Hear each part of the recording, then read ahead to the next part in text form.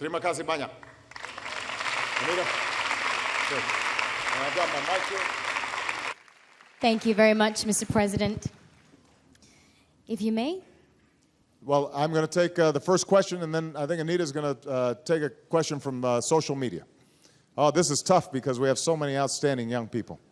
I'll call on this young lady right here, right in the front. Tell me your name.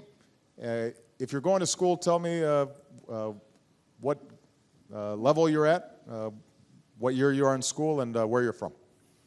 Hi, Mr. President. My name is Soukim. I'm from Cambodia, and I went to Institute of Foreign Languages, the Royal University of Phnom Penh. And I've got a very simple question for you.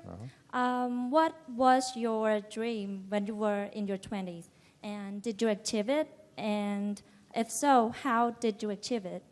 Well, it's a short question, but it's not a simple one.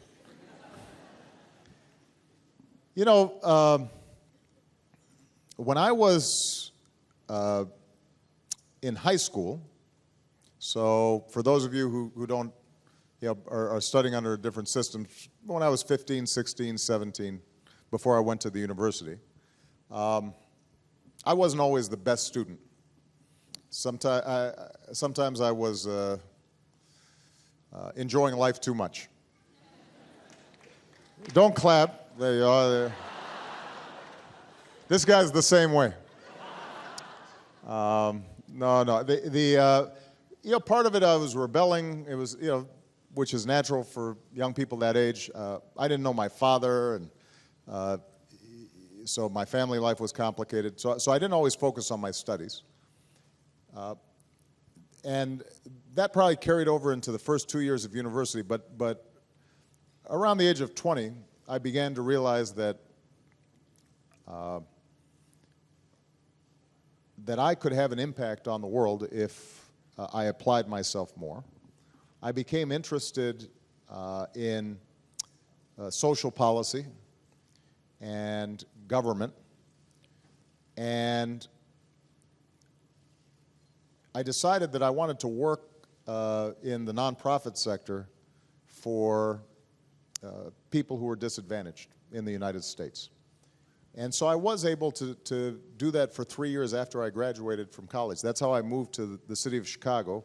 I was hired by a group of churches to work in poor areas to help people get jobs and help improve housing and give young people more opportunity. And that was a great experience for me, and then it led me to go to law school and to practice civil rights law, and then ultimately to run for elected office. And when I think back to my journey, my path, I think the most important thing for me, and maybe the most important thing for all the young people here, is to realize that you really can have an impact on the world. You can achieve your dreams, but in order to do so, you have to focus not so much on a title or how much money you're going to make. You have to focus more on what kind of influence and impact are you going to have on other people's lives. What good can you do in the world? Now, that may involve starting a business, but if you want to start a business, you should be really excited about the product or the service that you're making. It shouldn't just be how much money I can make, because the business people that I meet who do amazing things, like Bill Gates, who started Microsoft, they're usually people who are really interested in what they do, and they really think that it can make a difference in people's lives.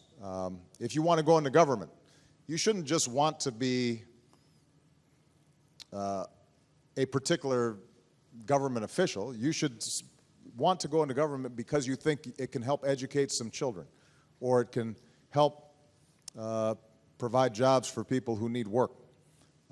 So I think the most important thing for me was when I started thinking more about other people and how I could have an impact in my larger society and community, and wasn't just thinking about myself. That's when I think your dreams can really take off. Because if you're only thinking about you, then your world is small. If you're thinking about others, then your world gets bigger. Okay? Good. Thank you. Thank you, Mr. President.